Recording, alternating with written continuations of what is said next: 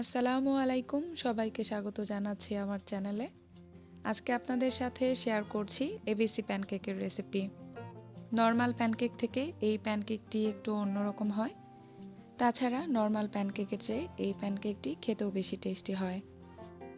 So দর্শক, আর কথা না বাড়িয়ে চলুন দেখে নেওয়া যাক রেসিপিটি। প্রথমেই আপনাদের বলে নিচ্ছি এই প্যানকেকের নাম এবিসি প্যানকেক কেন। এতে অ্যাপল, বিতে বানানা, সিতে ক্যারট, এই তিনটি উপকরণ আমি প্যানকেকের মধ্যে ব্যবহার করেছি, যে কারণেই এর নাম হচ্ছে এবিসি প্যানকেক।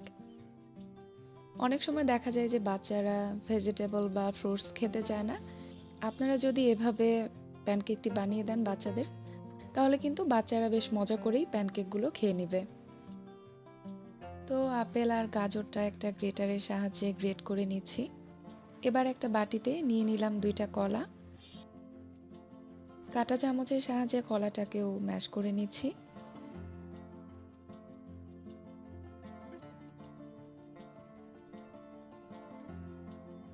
গ্রেট করে রাখা আপেল আর গাজরটা দিয়ে দিচ্ছি। এবার এর মধ্যে দিয়ে দিচ্ছি একটা ডিম,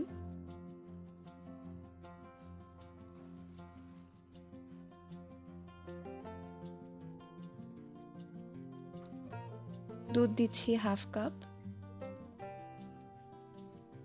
একটা হুইস্কের সাহায্যে ভালো মতো নেড়েচেড়ে এটা মিশিয়ে নিচ্ছি।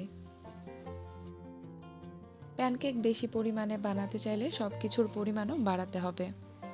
দিয়ে দিলাম 3 টেবিল চামচ লাল আটা, চাইলে আপনারা ময়দাও ব্যবহার করতে পারেন।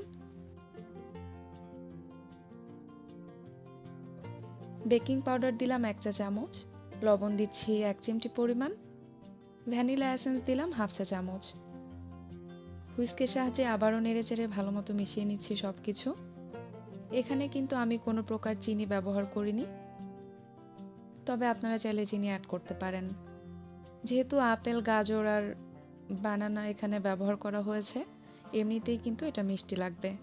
হাফ চা চামচ দারুচিনি গুঁড়া দিয়ে দিলাম, এটা অপশনাল, চাইলে স্কিপ করতে পারেন অথবা হাতের কাছে থাকলে দিতে পারেন। আপেলের সাথে দারুচিনির ফ্লেভারটা কিন্তু বেশ ভালো যায়।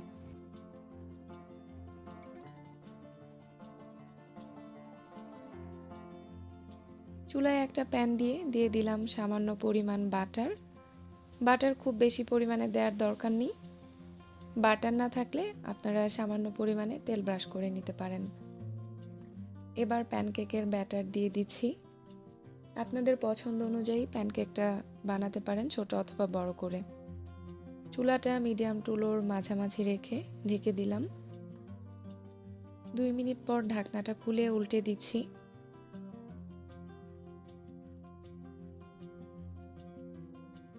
অপর পাশেও ভেজে নিব 2-3 মিনিটের মতো, চুলার আঁচটা মিডিয়াম টু লোর মাঝামাঝি রেখে।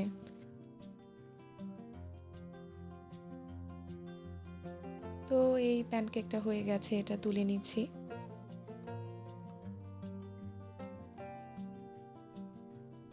একইভাবে বাকি প্যানকেকগুলো ভেজে নিব। দেখতেই পাচ্ছেন এই প্যানকেকটা কতটা ফ্লাফি হয়েছে।